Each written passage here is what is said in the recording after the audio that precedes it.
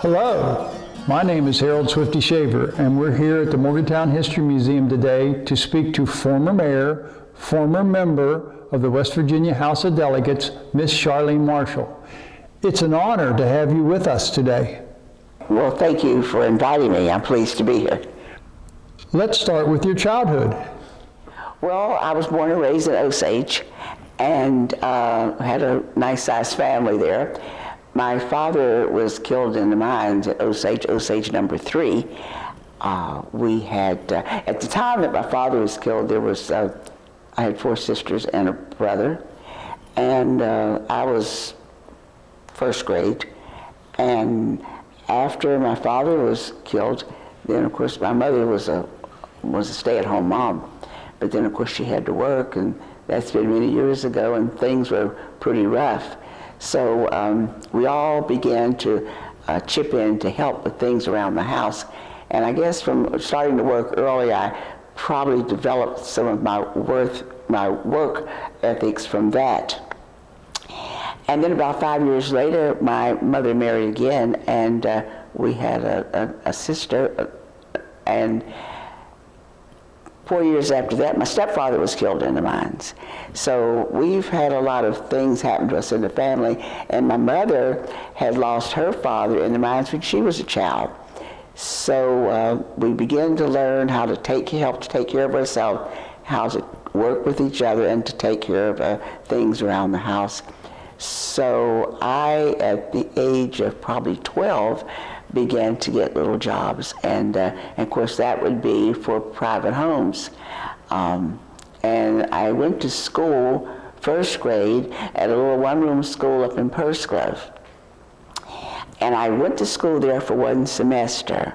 There was 2 one-room schools there in Purse-Grove.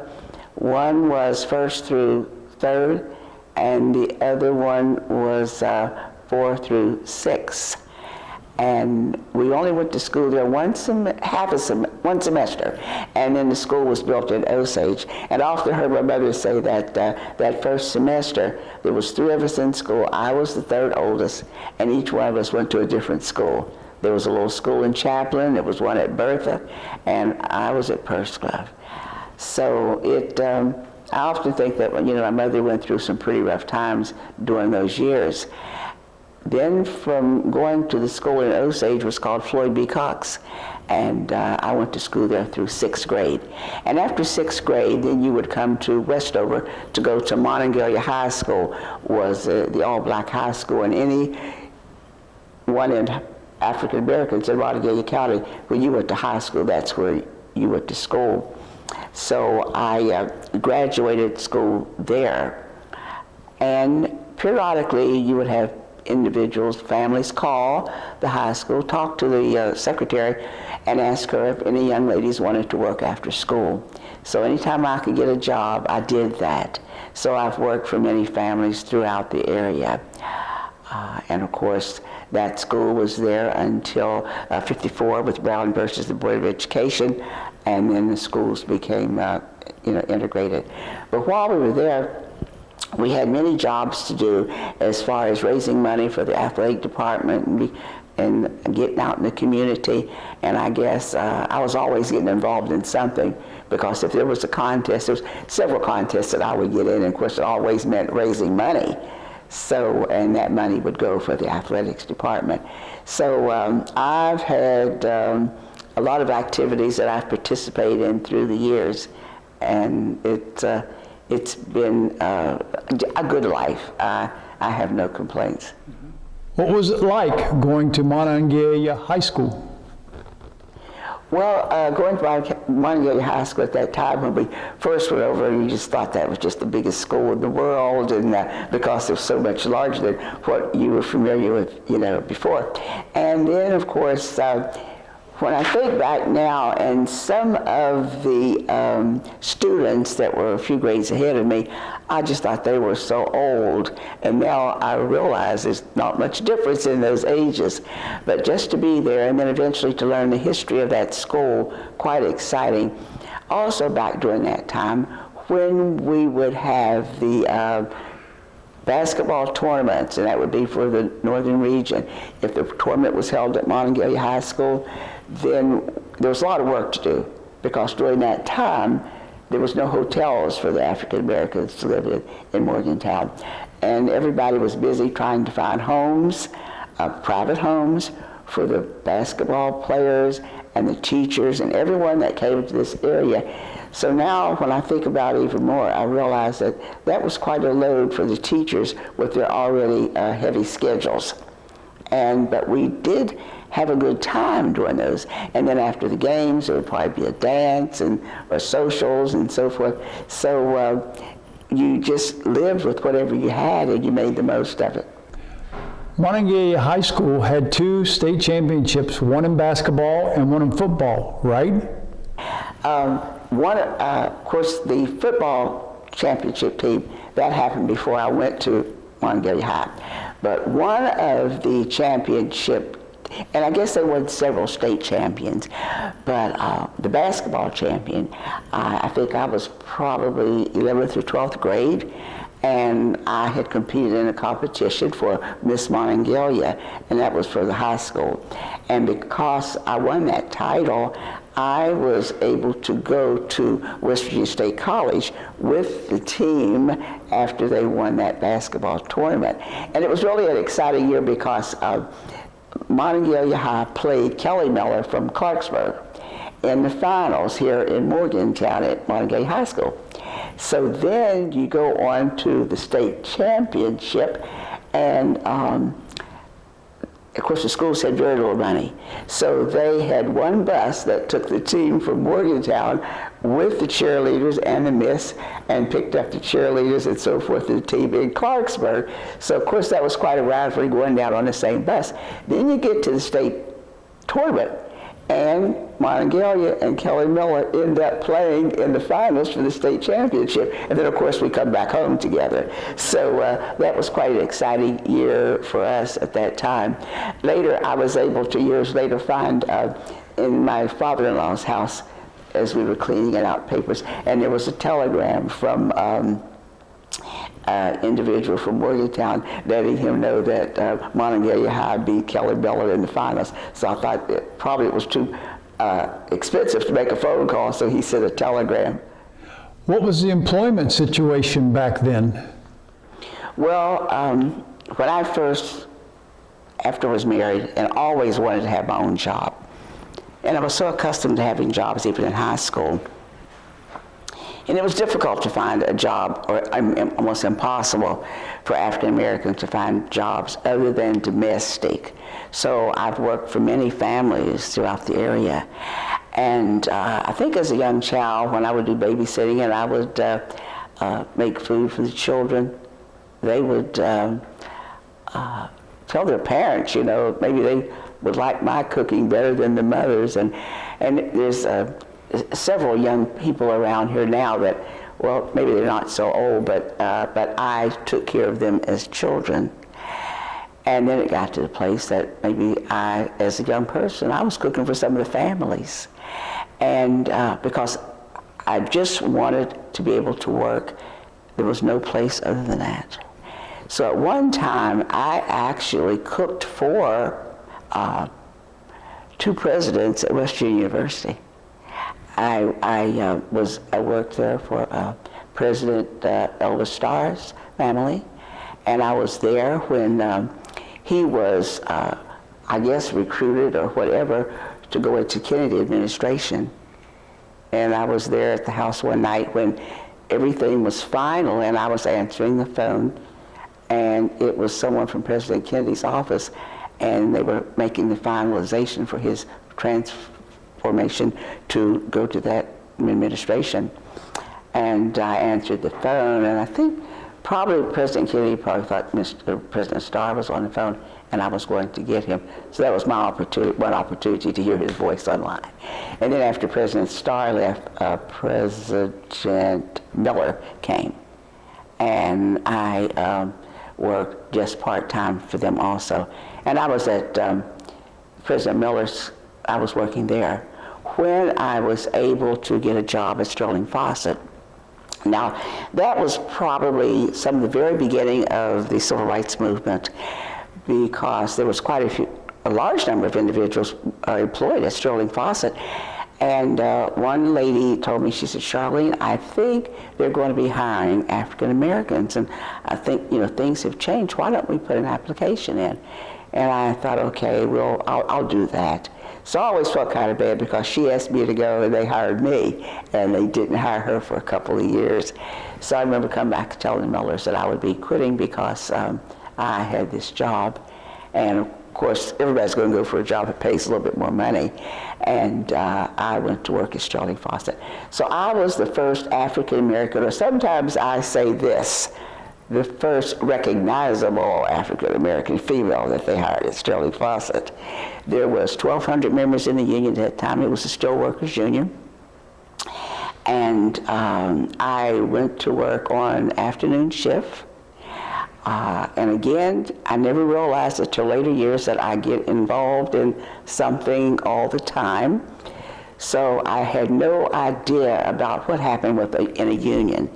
And but I guess I did realize something with United Mine Workers because my father and my stepfather were union workers. And I always thought, well, if I could do something to help people or to do improvements in the union, I would like to do that. But at the time when I first got that job, of course, I did not want to I didn't want to take my money for the union dues, but I realized that was a part of it. So I was employed there, worked at Sterling Faucet for 15 and a half years. Right away, when my probation period was up, I was a union member. And so I've always said that when my money's going someplace, I want to know what it's all about. So I got involved in the union. And during that time, I don't know how many years I had been there when I became the secretary, recording secretary for the United Steelworkers Local 6214. Then I also became a delegate from the union to the Mont-Preston Labor Council, and eventually became the recording secretary there also. So I had great experience, made many friends at Sterling Faucet. I still have some of those same friends. And that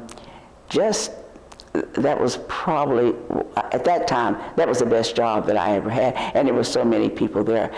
Now, as I said, there was 1,200 members in the union, and I don't know how many office people or management there was. But and then while I was there, I also started to bowl. And up until about the time I started to bowl and we had a team, there was also no place for African Americans to bowl in Morgantown. And there was a family, well, as a matter of fact, Mr. Marcus Cranford, who passed away recently, and I know that you've interviewed him before. He was the last surviving member of that championship football team. And he and his wife had talked with somebody in the bowling, on the bowling lanes. When the lanes were out here on before they did the new road out here, Don Knotts Boulevard. Before that was built, the road was down below. There was a bowling lane there. And, to let them know that, what's wrong with maybe African Americans bowling. And every one time they called me and says, come on, we're going to go on a Sunday evening. We're going to be allowed to bowl. And that's where we started. Then we put, one of the ladies that lived in Jerome Park, Claudia Woods, and she decided, why don't we get a team together? So we talked about having a team, joining a league, and one team had dropped out of a league, and it was on Friday night, so we thought we'll put the team. Then we heard later that another team in there decided, when they heard that there was going to be a black team, they thought, we're not bowling. So it didn't bother us, we put together another team, so we had two teams. So I started bowling there, and by that time, the lane had been rebuilt out where Suburban Lanes is now. And I bowled for, many, many years. And because I would follow my money and wanted to know the rules, I eventually became the president of the Morgantown Women's Bowling Association. And as a result of that, I started going to the state bowling meetings. And the first time I went to a bowling meeting, it was in Charleston, and I had no idea how I was going to get there because we had one car and I couldn't take that. Plus, I wasn't that used to driving on the interstate. The interstate wasn't complete at that time. But I made my way to Charleston with another person gave me a ride. And when I got there, and when the meeting started, there was 100 women in the meeting. And I looked around and I thought, where's the black women? And then the board directors came in, and I still couldn't understand it. There was nobody there that looked like me, and I wanted to know why. So, and going over the rules, I found out that you had to attend at least 3 state meetings before you'd be qualified to go on the state board. And I thought, I'll do that. So the next year, another lady, Claudia Woods, went with me. You had to be elected to be delegates. We went to the meeting, and I told her, I said, next year is going to be my 3rd year. She went with me the 2nd year. Next year, when it's going to be my 3rd year, I said, I'm filling out my papers, I'm getting on that board.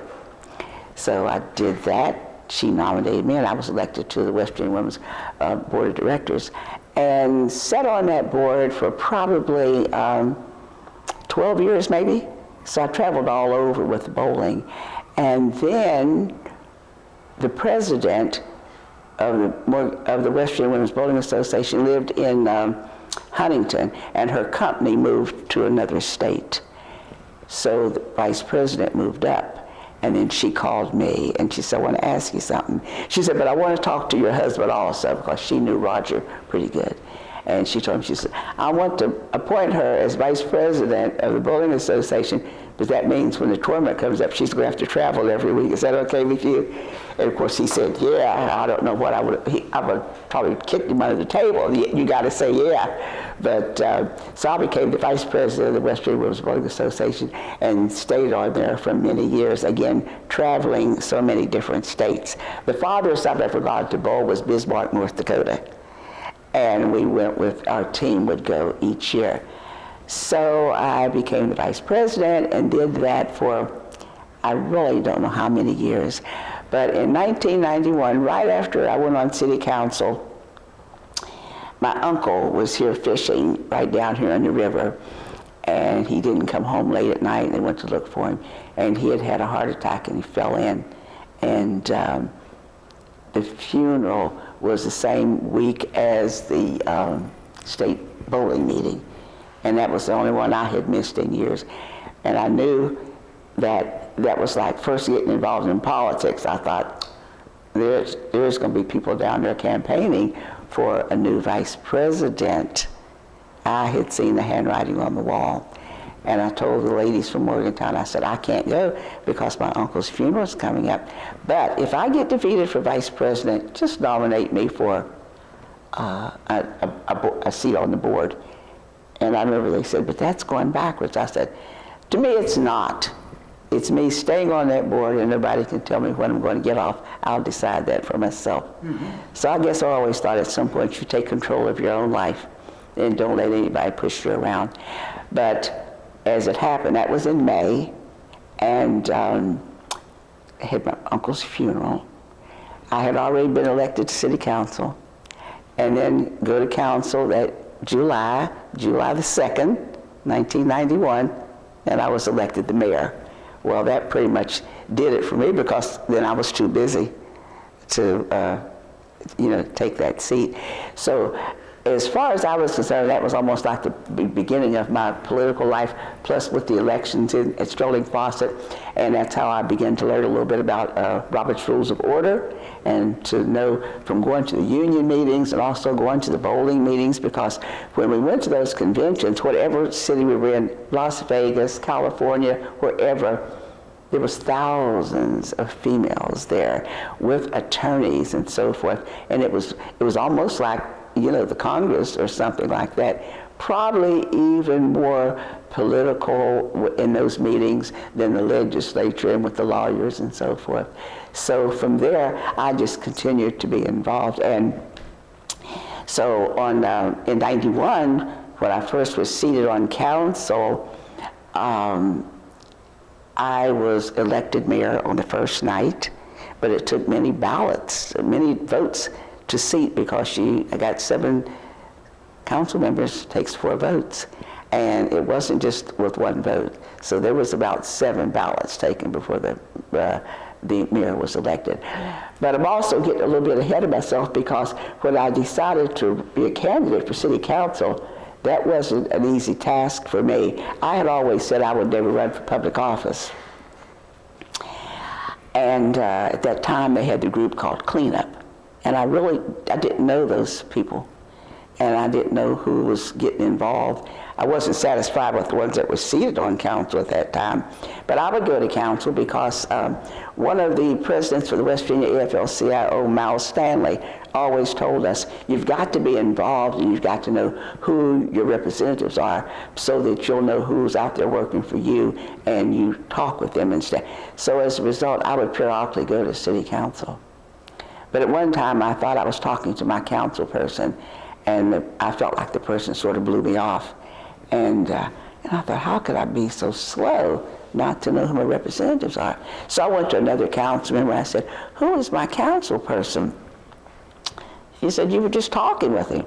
I thought, this doesn't work then. You don't treat people that way. Yeah. So, but when they called me to see if I would be a candidate, and I immediately said, oh no, can't do that. I won't do that. And I would talk to them. Maybe at one point they'd think, well, she's going to do it. And I'd say, yeah. And I'd get on my way home. I thought, am I crazy? I don't want to do this. But there was one time when I had a phone call from a gentleman, and he said he wanted to talk to me. And the word had gotten out on the street that I may possibly be that candidate. And the gentleman said, I have a slate made up, and you're not on it. And I want to talk to you about not putting your name on the ballot. And I told him, I just come in from work, I'm fixing dinner, and I don't want to talk to you. And I don't want you to think I hung up on you, but the conversation just ended. And I hung up. Yeah. And he was out in Suncrest, and he came across town to Greenmont and rang my doorbell. And I said, I told you I didn't want to talk with you. And he said, but I just want to tell you that I have a slate, and everyone on this slate is a male. Each of them have had a person in their family, I think their fathers, killed in the mine, so they pulled themselves up by their bootstraps. At that point, I said, come on in. I want to talk to you. When I finished telling him about my history and what I've been through, I said, and you're going to tell me I haven't tried to pull myself up by my bootstraps? And at that point, I knew then that if I did this, I was going to have thick skin. But I still hadn't decided. But once he left, over the next couple of days, I got 4 phone calls from 4 guys I thought that they were Caucasian, and they told me that I should not allow my name to be put on the ballot because a black woman couldn't win in this town. At that point, I thought, this is what I'm going to do. Yeah. So I told some people just recently, I said, I have often heard Dr. Phil say that his dad used to tell him, never pass up a good time to keep your mouth shut. And I said, those guys passed up a good time, because if they hadn't called me, and with the guy that came across town, I had already decided I wasn't going to do that. So I guess now in a way I'm glad they did call me, because they settled it for me. And from there on, I worked hard. I had many people helping me, and cleanup was just instrumental in helping with the election. And also students at West Virginia University. I was working at the Mountain Lair at that time, and the student body, just my first campaign manager was a student at that time. And he's an attorney now, and some of the ones that students that helped me, to me it's been amazing. All of them that I've kept up, and I've kept up with most of them, and they've gone on to do great things, great things. As a matter of fact, the mayor down in Charleston now, she and her husband were in school at that time, and they were great friends of mine. Now, I don't think Amy didn't work on the campaign, but there was some of the young people that I knew that came through at that time who've gone on to do a lot of things. the president of the student body at that time, his name was Sam Sutton from Charleston, and they just took over. My campaign manager was a young man from Grafton. But we worked hard, and I think I had 4 opponents, and we defeated them quite heavily. So it just went on from there. And then, so I became the mayor, and I think I was just a nervous wreck that night. And when the vote was taken, and then they start moving my things up to the desk, I thought, why don't we just stop and go home tonight and come back next week? Because I was pretty nervous. But if it hadn't been for the fact that some of the experiences I'd had in the union with meetings and in the bowling meetings and conducting those, sometimes I would take over for the state president and something that she had to do in those meetings. So all of those, that was experience to me, and I've often said that I did not have a plan, but somebody had a plan for me. Yes. And that plan was able to help me to move forward. And the people that I had met along the way, either from bowling, because I would bowl sometimes 3 or 4 nights a week, and then the individuals that I had met at Strolling Faucet that live in this area. And I had taken a lot of classes, maybe a real estate class, or sometimes I'd see something that I would take. Now, I did skip over something, and when I finished school, you know, I couldn't go to the university at that time because of segregation. So I went to the principal that had been at Montague High School when I graduated. He and his wife had offered me to stay with them, and that would be the room and board, and I would come to Bluefield. And I only went there for a short time, and then my stepfather was killed while I was there, and then that was just the end of that. I didn't ever, you know, finish a degree. Mm-hmm. So, but I've tried to do other things to make up for the lack of that. And so many times people would tell me, they would ask me, you know, what was my degree? I said, I don't have a degree. And I've never let anyone think that I did. And so many times people say, but the way you talk, and I thought, do you think people without a degree don't have sense enough to put words in, you know? So I've had some interesting experiences, and the travel that I did with bowling, the unions, and then of course with the legislature. But when I was elected the mayor, at some point, I don't know if somebody asked for a recess or something, but that was a big election. I think we had 28% voters turnout for the election because it was highly publicized.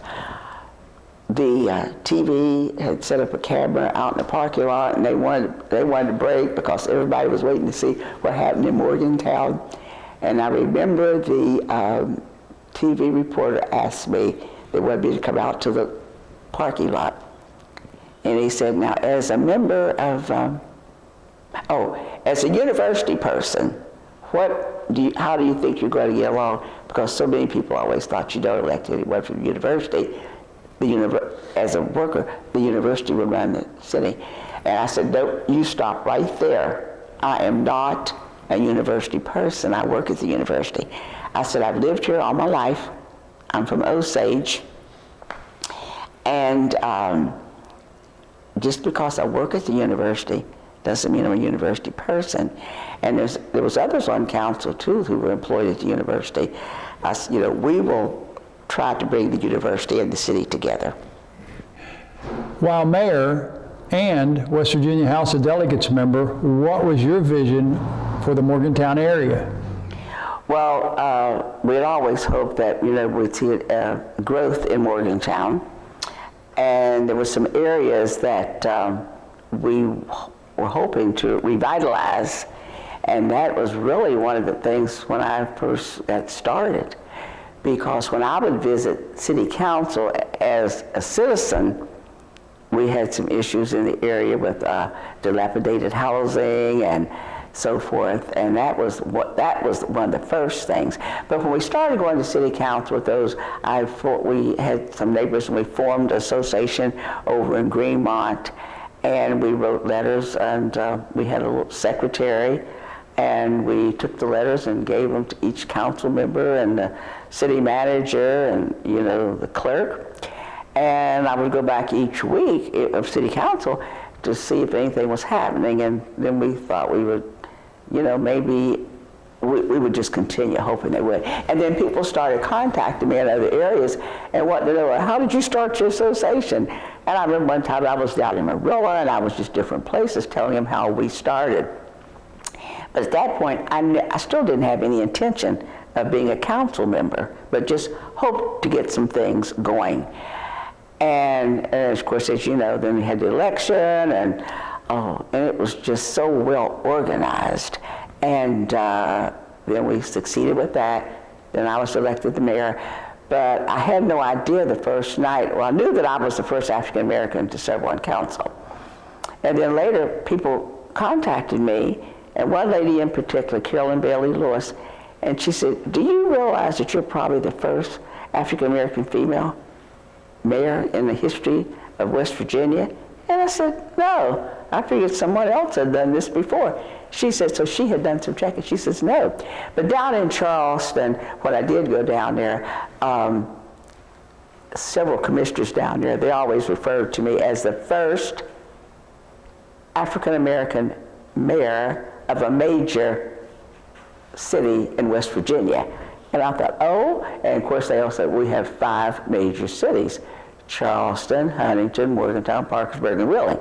And so I was the first African-American mayor of a major city. I see. So, that's how they would refer to me. But as to what we wanted to do, there was, of course, a lot of citizens complaining about the housing in Morgantown, that the landlords had turned houses into, there were so many people in one house possibly. We did some things there, and all of the, and you remember now this has been 20 some years ago, all the particulars I'd have to really go back and research, but in some areas where people would say that there's so many people staying in this one house, and all of them have cars, and the streets are full. So then, so we did a number of things there. There was a lot that had to be done as far as the employees had not had a raise for a while, and then of course 5 weeks after the new city council was seated, the city manager resigned. So then we were looking for a new city manager, and we started that search and did that nationwide and had 130 some applicants for that. Then we started the process of elimination, and of course ended up with Dan Boroff, I thought just the greatest city manager ever, and he was in Clarksburg. So then of course the people on city council in Clarksburg, Jim Hunt, and they would always tease me about stealing their city manager. But, and I've said repeatedly, the council that went in 91, and then we hired Dan Boroff, was the thing that turned this city around. And from there on, we started to see, I think, a lot of improvement. We were able to do more new vehicles for the police department, the fire department, the city residents, the employees had a raise, and things just really was turned around. Also, the rails to trail, I can remember when Governor Caperton came, and we were first looking into development of the waterfront, and the chief of police at that time, his wife was an employee of Mrs. Ruby's, and we wanted to get her down to the waterfront, but it was like a dump at that time, and Mrs. Ruby didn't want to come down at Walnut Street, like going down towards the river. She was afraid of that, so he put a cruiser across there to make her more secure. Is that right? Yeah, and I know I have a photo, and it was something, I guess at that time, I hadn't paid a lot of attention to who the senators were and so forth. Now when I go back and look at that, and I thought, why didn't I know all of these people? I hadn't been involved that long in politics, but there was, I knew Governor Caperton, of course, but some of the people that I see now, I thought, that's when I first became aware of, who they were. But Governor Caperton was there, and Mrs. Ruby was there, and we were beginning to get things together. And of course, we know Florence Merrill and what her part was in first going down there, doing things in that park, and then we, that was just a major thing. We also had some complaints about when they were going to do the trail, if we changed zoning on some of the things and so forth. And people would come back and say, well, there may be some people that will sue us if we do this. Or so I said, well, all I can say is bring it on, because that's what we're going to do. So you had to, as I said, I soon learned to have thick skin, got to, stick up for yourself, and don't let anyone think they can turn you around, make you afraid of whatever your thoughts might be. Also, where the waterfront is now, I remember one time when I had a communication from the United States Postal Service, and they were informing us that a gentleman was coming to Morgantown, and they wanted to talk to the city, and they were going to put the distribution center down there. And so I went to Dan Broth, and I said, I know this is a meeting that you would have to be at. You need to attend that. So I think Roger Dalton was the postmaster at that time, and we set up the meeting, and he and the gentleman came to City Hall, and he said they were going to put the postal distribution center there. And we talked with him, and the city manager said, we were really hoping to put something there that would have a continuing revenue flow coming in, and could we help with finding another location? So it was like that was going to go down there. So Dan Broth and I talked, and Dan said, Mayor, you've got to do something, because I think we can make some other arrangements. So wrote several letters, but one letter went to Robert Byrd, J. Rockefeller, and one other congressman.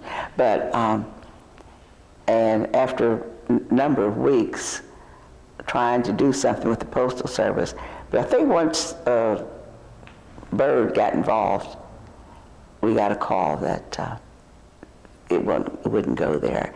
And then there was others who had the next right to that. One of them, I'll never forget, was Kroger Company out of Cincinnati headquarters. And one day at home, I got a call from the Kroger Company, and the same letter after that had gone to them. And they called, and they said that Morgantown had been good to Kroger's, and they had 2 stores here at the time, and they were looking for a third place. But if that spot would serve Morgantown better, they would relinquish their rights to that. So there were several different things that went into getting that property for the waterfront. And at one point, I remember being in a meeting years later where a distinguished person here was trying to tell me, trying to change my mind on a vote someplace in the legislature, and talk about the people that could do things. And he said, just like this, we were at the waterfront, just like this, and how, going to tell me how the waterfront came to be. And I said, where were you a few years ago?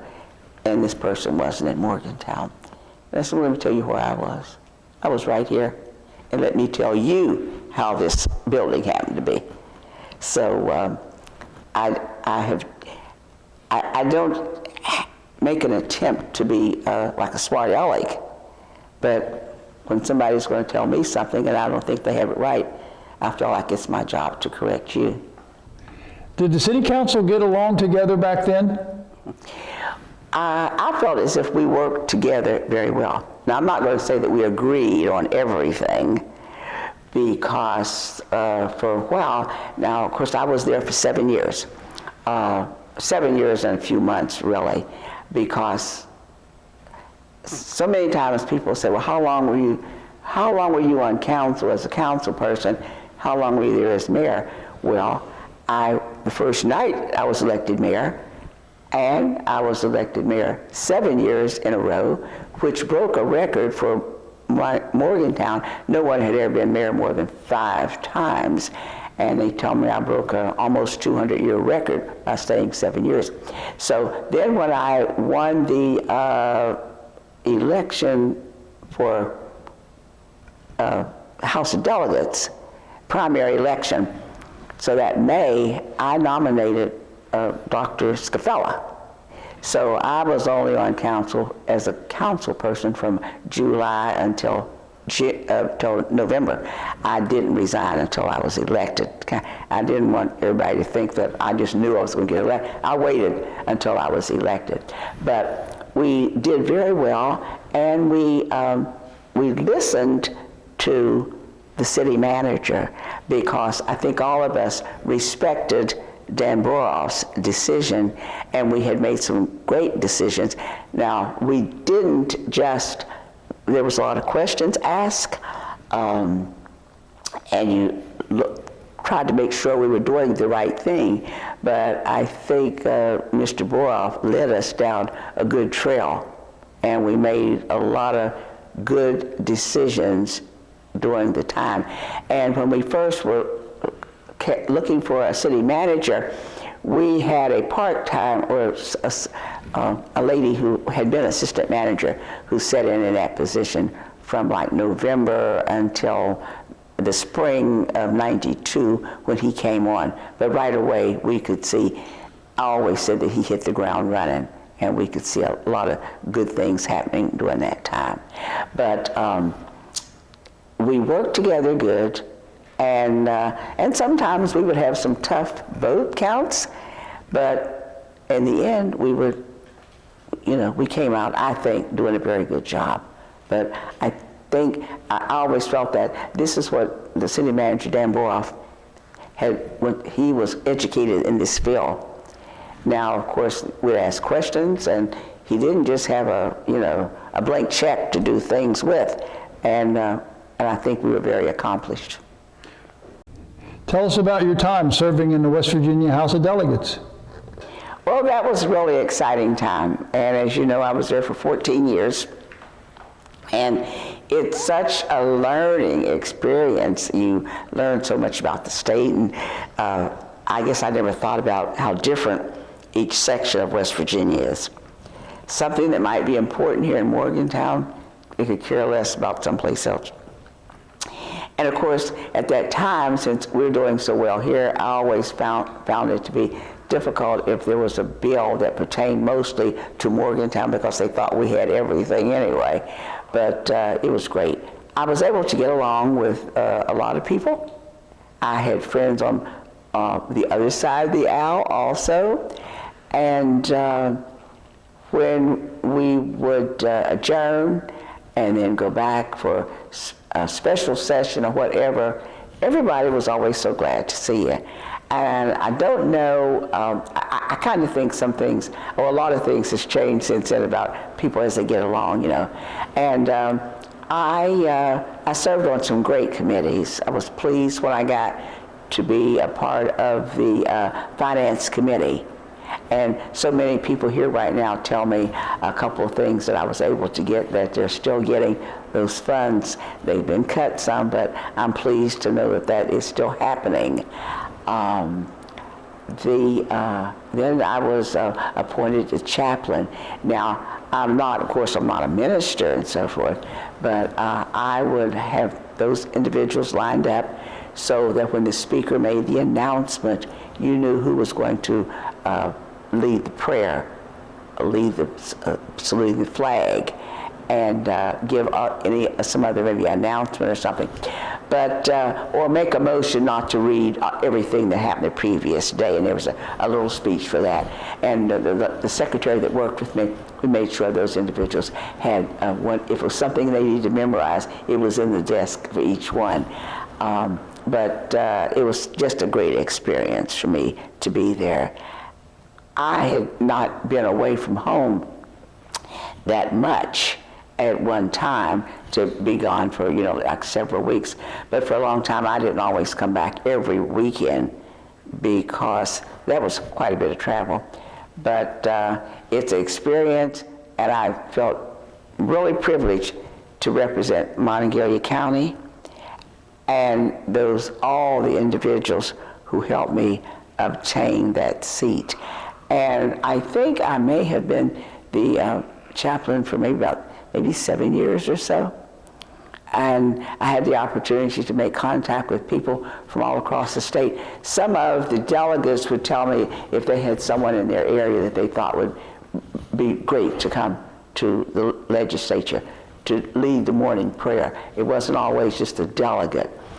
I was privileged to have the opportunity to have my pastor, Pastor Kane, to come down and that was special for me to have maybe him for the opening ceremony or someone special for the closing. But they were all special, but those are about times that I wanted somebody from my hometown to be there. And then to have the youth in the area to come down and page for me. And when I go back now and look at some of those old photos, and some of them are out of high school, or there's a young man here in Morgantown now, Claudio, and I had him as a page when he was probably maybe first or second grade. Now he's just buying the place up down here now. But he's a businessman now. And it's just so great. And they remember coming down and how grateful they were to be able to come down and to be a page. And it just really brightens my day when I see some of the ones who worked with me, when I'm on Facebook. Sometimes people, it may be somebody from across the aisle, and they'll let me know that it's good to hear from me and they want to know how I'm doing. So it was a great time for me. What do you think about Morgantown now in 2019? Of course, we just had another election, and I think we have some great people. I see we have a new person in the 6th Ward, and the 6th Ward was a ward that I represented for 7 years. So I'm hoping that we will continue to see some great things. We had some growth, and I've talked with a few of the people who are on council, and I know they continue to talk about annexation. And we did annexation. As a matter of fact, I don't know if we did the largest annexation in the history of Morgantown, but we did have a large annexation during that time. And some of them I've talked with about some of the things that we did not do and some of the property that we did not get annexed. But some of that property was federal property. And so there may be some decisions, or maybe some people will change their mind about what they think they should do. What's the current state of the African American community in Morgantown? We have, I guess so many times new individuals will come into the area and don't want to know, where, when I say some individuals, African Americans, and they don't know how to get in touch with other people or where maybe some African Americans might be. So right now I think there's more African Americans here than a lot of people think, but it's pretty much scattered out. And I think we try to come together.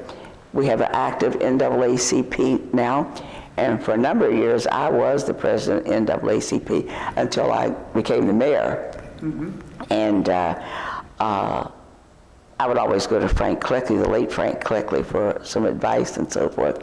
And of course, he's someone that we all miss. But we recently have a new president in NAACP, and we're trying to move ahead.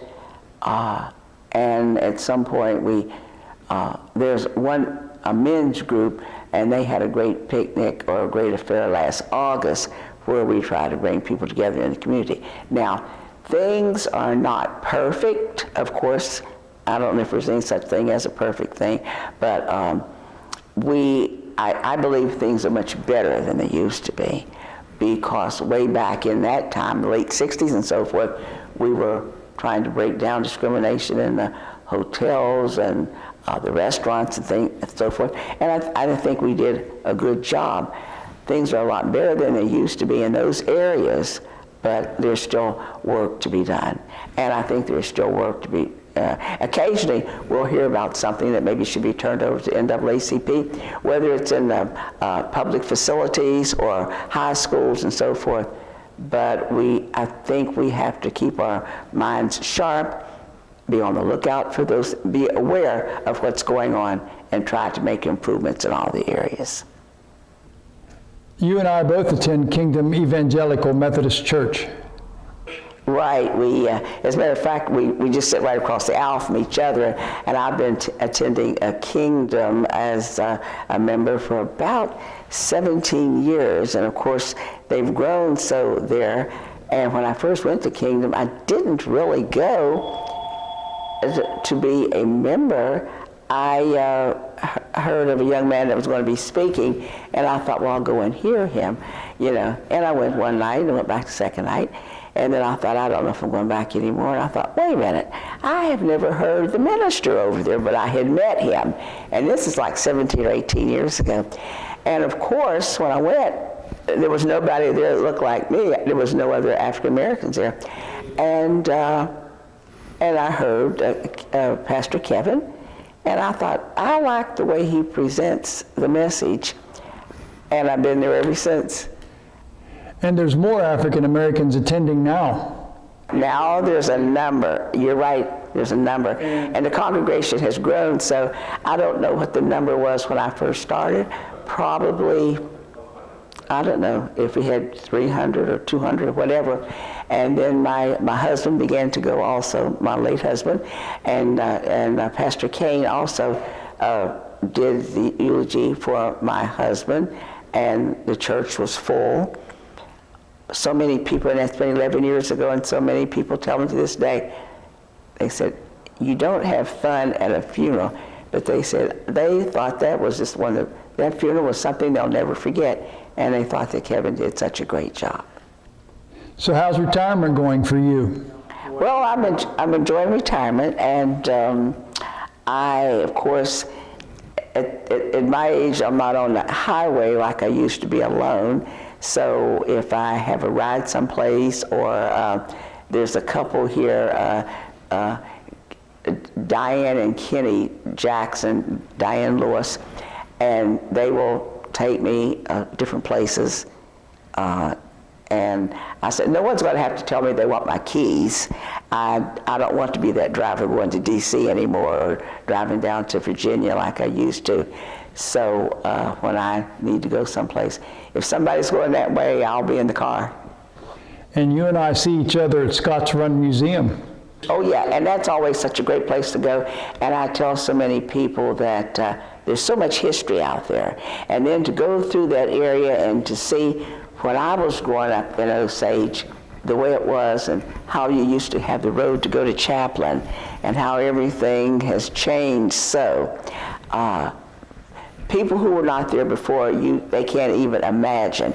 And also there's a young man at the university, and he's been telling me he wants you to go out to Osage with him sometimes, and he's going to video where some of the business were, because most people, to see it now, you would never know. I have counted, there used to be 7 grocery stores there, and there was a cleaners and a post office, and at one time there was 2 theaters, 2 dentists, 2 clothing stores besides the company store, and the spots. How many shoemakers?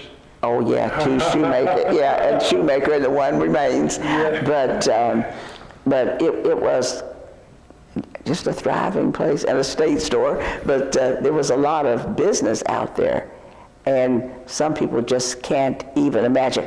That was one of the examples of a state road going through, which was an improvement for the traffic, but wiped the town. Yeah.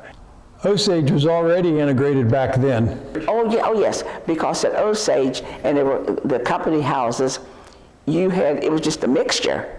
And there was only one section I remember that maybe was separate, and that was probably up towards Purse Club. And where the highway goes through there now, that hillside was peppered with houses. There were so many houses there. And then on the other side, you'd have a lot of houses, and maybe they would be mostly African Americans. But that's the only place that I can remember where you go up to Cassville, and it was a mixture, both. But that one place in Purse Club, I've often wondered about that. But where I lived in Osage, and then when we would get out of school, we played together. Played ball and up and down the hills and so forth, sled riding. And so many times people will ask me, well, how did you feel about going to school and you didn't go, you had to go to, I thought as a kid, you had nothing else to compare it with, so what are you going to think? You went to school. So, but it was, we survived and had a lot of things that, when I think back now, sometimes I think, how in the world did we do that? Some of the things that, we did. What was going on with the Metropolitan Theater while you were mayor? Well, Mr. Yago had started a campaign to, and we had the little popcorn boxes sitting in different stores to collect money to hopefully be able to purchase that. And it was such a good thing. And then they had several boards to try to preserve the Metropolitan Theater.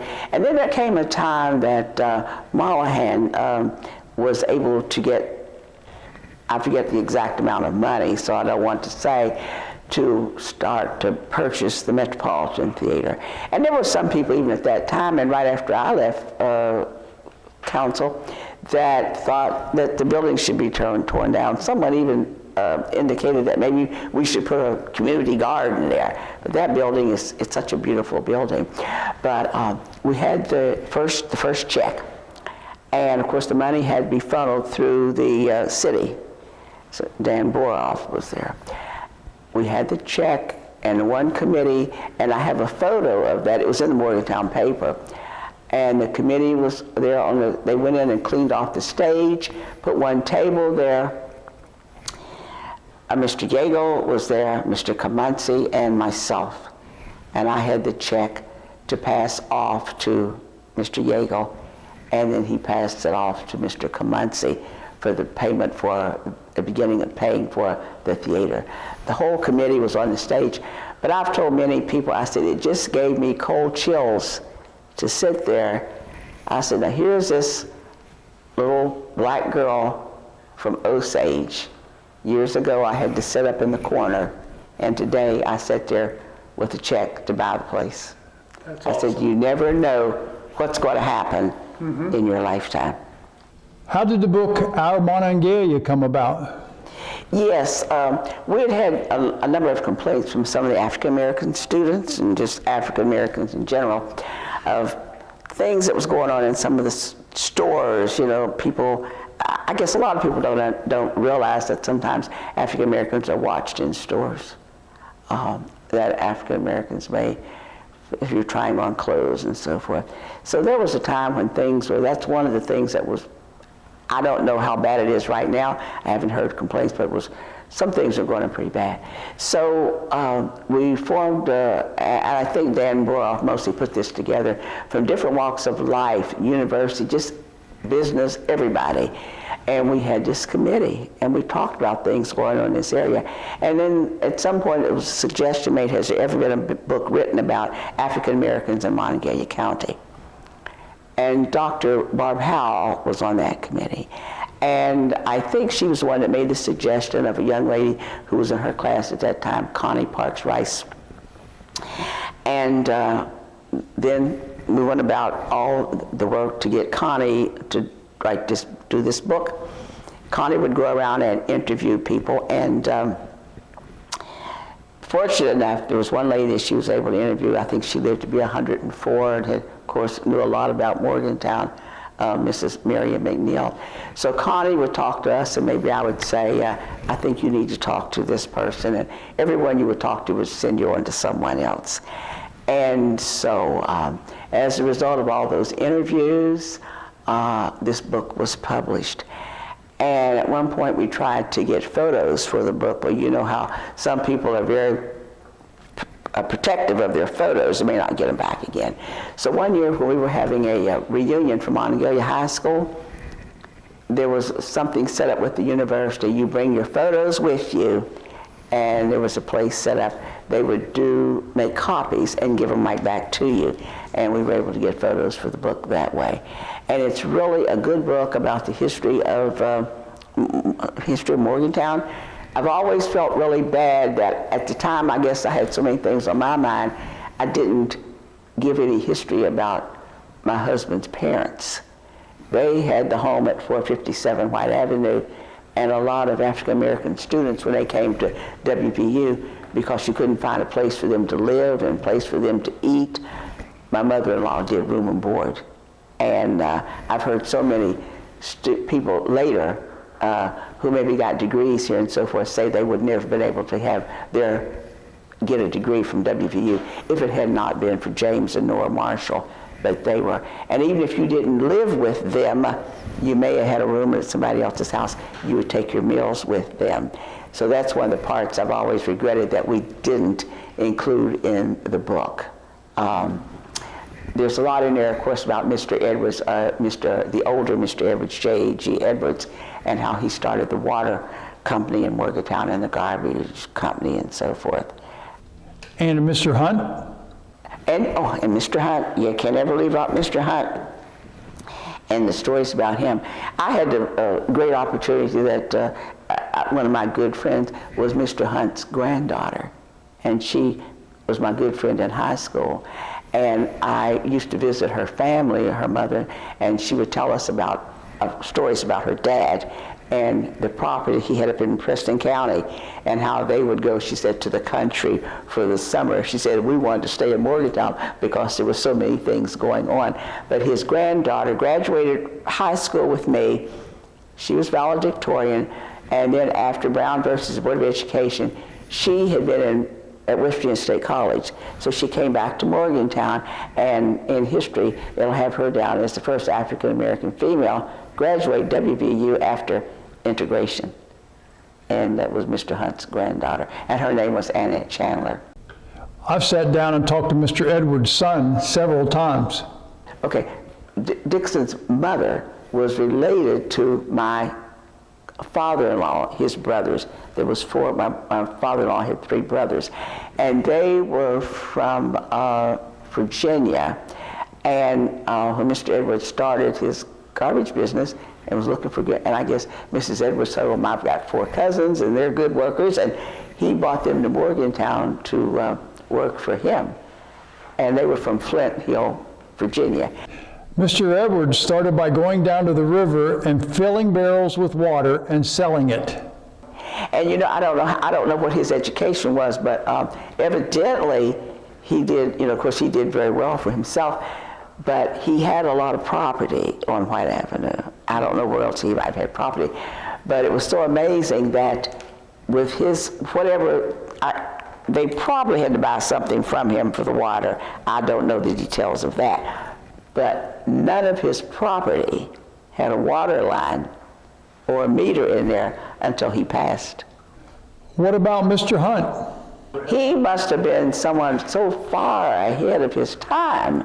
There is a building up in Preston County, and then of course I guess there's one out there at the end of as you come to that V where you go to. Yeah, the street's named after him. That street that goes down. Yeah, yeah, that's a Hunt Street named for him, because that street used to go all the way down to Beechurch Avenue until they put Brook Hall there, and that blocked it off. But there was a place out at past Rock Forge, out in that area. When you go to Preston County or another road, there's a building right there. I think it has the Indian head they set on that fireplace. He built that also. Then there's another place up in Preston County that I think that's the place he would take the family for the summer, and he had cottages up there. And some years ago now, because his daughter's been dead a number of years, but she called me from Chicago, and the people that owned that, the guy was a retired state trooper. His wife used to have a place down on on the University Avenue, a thrift shop, and the state road was going to go through there, and evidently that building might have been demolished, and they wanted to preserve it. And I was able to talk with someone here that knew about property on the National Register, historical record, got in touch with her, and they didn't take that property. The state road was going to come by there some kind of way. But so the building is still there, and my husband and I went up to visit with them, and the owners told the story that Mr. Hunt, I guess he was so advanced, he used to get ice. I guess their winters were so much worse than what we have now. He would get ice from Cheat, haul it up there, and he used some of that for his help to freeze his ice cream because he had the hokey pokey ice cream. Yeah, he was famous for that. And then they had a cooler up there. He made it so a stream went through there, and they tell me that you could store things in there even today. Now, he evidently died in the early 30s. And they said the way that place is built, the man was many years ahead of his time. Mr. Hunt was well known for his ice cream and hot dogs. And I guess some seafoods or something, and he had a number of restaurants throughout Morgantown, and there's a lot of photos around of all the restaurants that he had. And one place, it just looked like it was a restaurant that just catered to ladies or something. And then, of course, so many people he recruited to Morgantown, and one of them was Johnson. He recruited him from Kansas City, and that daughter was Dorothy Johnson, later became Dorothy Vaughn.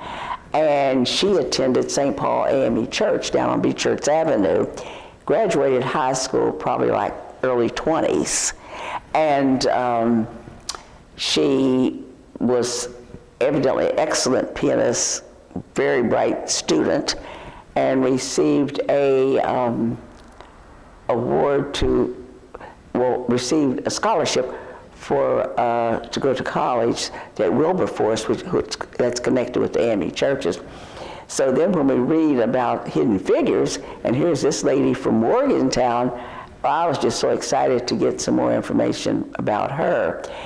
And at first I didn't realize this, but one of Mr. Edwards' Mr. Edwards has a grandson, and I can't think of the state that he lives in, but someone sent him the obituary about this lady, and he calls me to say, what do you know about this? And I said, well, of course, I didn't know the lady. You know, I thought I wasn't here at 23. But I said, I can understand the connection because she went to the high school.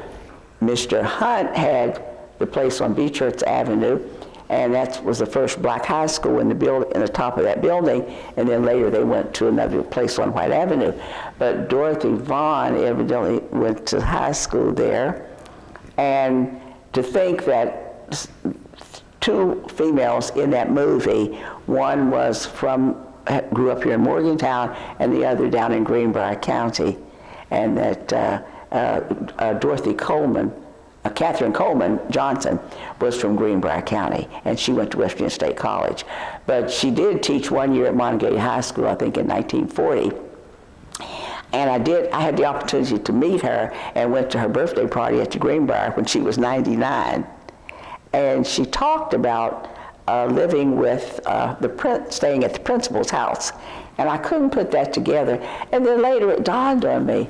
She lived, Mr. Barnett, Arthur Barnett was the principal, lived on Richwood Avenue, and so she evidently stayed at that house. I see. Yeah. And I thought it was ironic. One day I was reading an article about Dorothy Vaughn, and somebody had written a letter of recommendation. I have a copy of that someplace, and I thought, oh, what a great letter. And then I get down to the signature, and it's Arthur Barnett, and I thought, oh my, he was the principal in 23. He was still the principal in 50s when I went to school. So he was there for a long time. Yes. But there's just so many great things. But Mr. Hunt was so well known, and as far as I know, Hunt Street up past Colson Hall, between that and the old president's house, is about the only street in Morgantown named after an African American. What other African American men had businesses back then? Well, of course, Mr. George Blue Sr.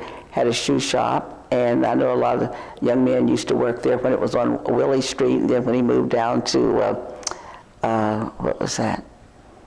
Fayette Street, they worked there.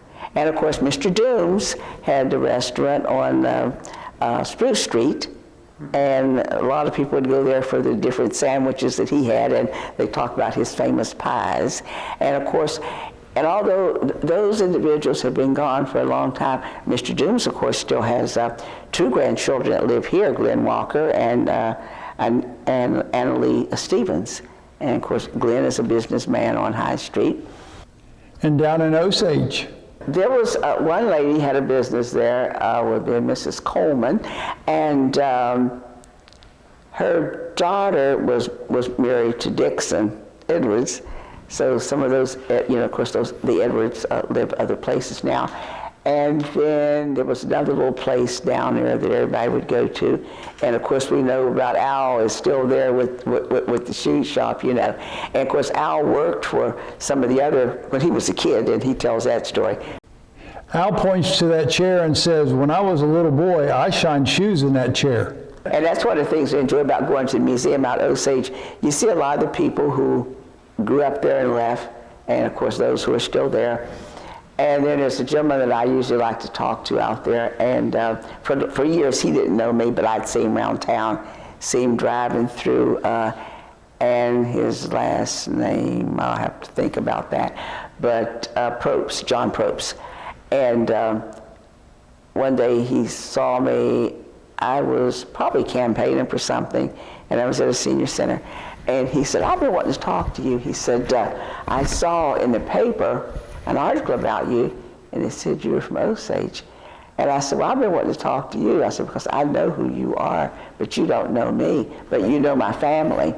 So we started to talk, and then my grandmother was a midwife. And his mother and my grandmother were dear friends. Oh. Yeah, and when we started talking, he knew exactly who I was talking about. And he remembered my grandmother and my youngest aunt coming to visit their family when they all lived at Osage. So that's a good place to go to get some history and to see the artifacts that Mary Jane has out there. And the one book that someone put together that talks about all the deceased coal miners, how many children they had in their families, and so forth. So it's a great source of history. What do you think of our museum? Well, this museum is just a great place. And I've told so many people, there's so much to learn about Morgantown right here. And of course, you and Pam and everybody is to be commended for the work that you've done here. But no, this is just great, and it's just a great place for us to have here in Morgantown. And hopefully one day we'll see when it's a bigger location. And I know that there's so much more that you all have to show right here. This is great. Tell us about some of the people who have helped you along the way. Of course, my late husband, Rogers Marshall, he would just get so excited. Sometimes I thought, well, maybe I talk so much he wants to get me out, so he'll help me campaign. But he would just leave and put up signs, and he'd work all day. He'd load up the truck with the signs and with things to dig holes with and so forth. And then on election day, by afternoon, he thought all the signs should be down before the polls closed. But he worked really hard in getting that done. My children, our children, were grown before I started politics, and I have a daughter lives here in Morgantown, Gwen Marshall, and she is a graduate at WVU, and she still works at Health Science Center. And our oldest son, Roger Jr., was in the Air Force when I started. He's retired in California now. And my youngest son, Larry Marshall, he was in California too, but now he's back in Ohio, works for the federal government, and he got his degrees in San Diego, and he has his master's, he and Gwen. But my family was supportive of me. And then, of course, I have my sisters. I have 2 sisters in New Jersey, My oldest sister is in Cleveland, June Brown. The next sister is in Willingboro, New Jersey. She and her husband live there. Her husband is retired Dr. Jess Jackson, not the other Jess Jackson. And another sister lives in Franklinville, New Jersey. She and her husband, she's retired school teacher. Her husband is retired Dr. Roy Dawson, retired superintendent of schools in New Jersey. Now my brother was deceased. He was killed in an automobile accident probably 50-some years ago. And I have a sister in Columbus, and she is retired from Social Security, but they were always supportive of me. And then my oldest sister passed away a few months before I was a candidate for city council. But so all of them moved away, and I stayed here. But they come back and visit, and when the nieces and nephews were little, especially the nephews, they came back every summer. And some of them still come back for football games, but they were always so supportive of me. Anyone else? As I said before, the student body at WVU, they worked on that very first campaign. And then I had another campaign, again it was a student, was Jeremy Posey, and Jeremy is still around town, and Jeremy worked on it, and everybody used to ask me, where did you get him? He did an excellent job. And some of the students that, when school was out, if they weren't, one student in particular, he finished, and when I told him I was going to be a candidate for the House of Delegates, he lived in Virginia, Caucasian. He came back and stayed with us for 2 weeks to help me get started. So I had a lot of good people. Now, in later years, Bob Music became my campaign manager, and he worked really hard. The late Kerr Cosby worked on my campaign, and Kerr put in a lot of, I was forever grateful to her for her contribution. Joyce Tapper. Bob Music worked on my campaign for a number of years, and he and his wife, Tanya, I always tell them that there for a while, before she started back to work, that if I ate out your house again, it's got to put me down as a dependent on income tax, because I still depend on Bob to help me with a lot of things. And there's been so many, and of course I can't say enough for all of those people, and for Kenny Jackson, Diane Lewis. Diane is a businesswoman here, and they're just there for me. They are there for me whatever I need. And my sons are not here, and I think it's like Kenny just takes the place of that, to come, always coming to help me with something. As a matter of fact, he was at the house yesterday to help me with something on the screen door. But but I've had a lot of good people to help me. And actually, and I think most people should understand, whatever you're doing, and some of the things that I've had the opportunity to do, you don't do it alone. You're standing on someone's shoulders, and there's a lot of people there that are willing to help you. So I have been blessed in that way. There's just been so many good people who want to help me. Well, Miss Marshall, it was a pleasure having you here with us today. And thank you for having me. I really appreciate it. And from all of us here at the Morgantown History Museum, we'll see you next time. Support for this program is provided by the West Virginia University Division of Diversity, Equity, and Inclusion, helping WVU create the safe, diverse, welcoming community we all deserve. We are here for you.